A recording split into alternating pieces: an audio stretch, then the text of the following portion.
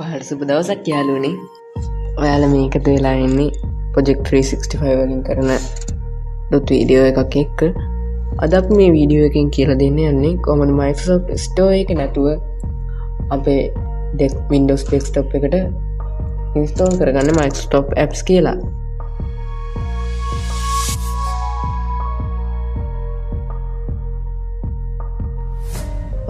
ඉස්සෙල්ලම ඔයාලගේ බ්‍රවුසර් එක ඕපන් කරගන්න ඕන. මම Brave browser එක ඕපන් කරගන්නවා. ඔයාලට මම පහළ description එකේ link එකක් දාලා තියෙයි. මම මේක මෙතන paste කරගෙන enter කරනවා. ඔයාලා මෙතන online link generator Microsoft Store කියලා website එකකට යාවි. ඊට පස්සේ ඔයාලට පුළුවන් මේ tab එකට ගිහින් ආවෝන් කරන app එක තෝරගන්න. මම තෝරගන්නේ XODO CDS කියන app එක. මේක මෙතන search කරන්න XODO CDS image store කියලා. ඔයාලට වෙනද මෙතන මුලින්ම link එකක් එනවා. XODO CDS Microsoft Store කියලා. මම මේක tab එකකින් open කරගන්නවා.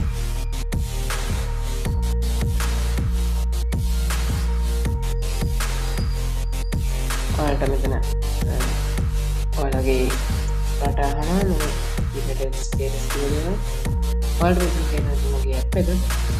ඊට පස්සේ ඔයාලට කරන්න තියෙන්නේ මෙතන ඔයාලගේ address bar එක ක්ලික් කරලා මේක copy කරගන්න.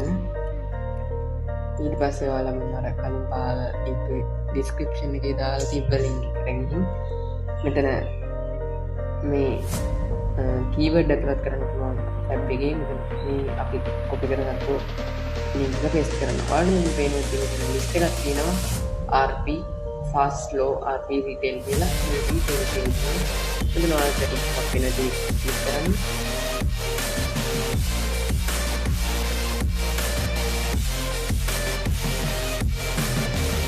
ඔයාලට පේන මෙතන file එකක් වැටෙනවා.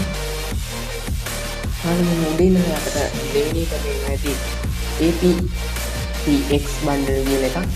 ඒක තමයි අපිට Microsoft Store apps install කරන්න තියෙන default app name එක. මම ඒක ක්ලික් කරනවා. ඔයාලට මේ block ඒ වගේ ඒවා download කරන්න බෑ. ඔයාලා මේ කැමති APTX bundle එකක් තෝරගන්න. මම මේක ක්ලික් කරනවා. ඔයාලට මේ this site can't be කියලා වදින් අපව ඉන්ස්ටෝල් කරගන්න.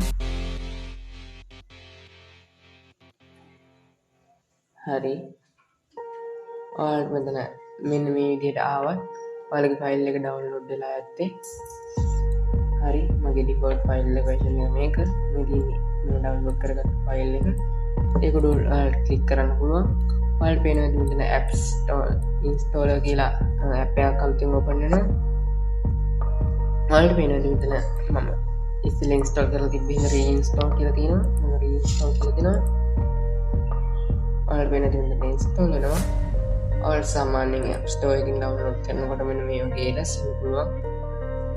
ඔයාලගේ network issues වෙන්න පුළුවන්. නැත්නම්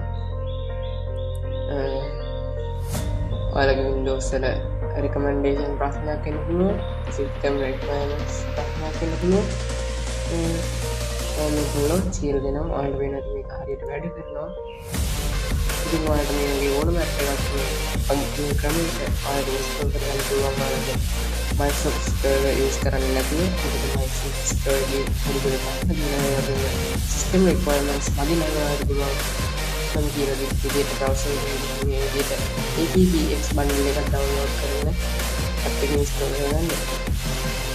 අද මම ඔයාලට කියලා දෙන්න බලාපොරොත්තු වෙන්නේ මේක. එහෙනම් අනිවාර්යෙන් මගේ YouTube channel එක subscribe කරලා තියන්න. මතකද මේ වීඩියෝ එක share කරන්න. මේ වගේම like එකක් දාන්න, පහලින් comment එකක් දාන්න අමතක කරන්න එපා. මේ වගේ තවත් වීඩියෝ එකකින් හම්බෙන්න ඔබට සර්ණයි.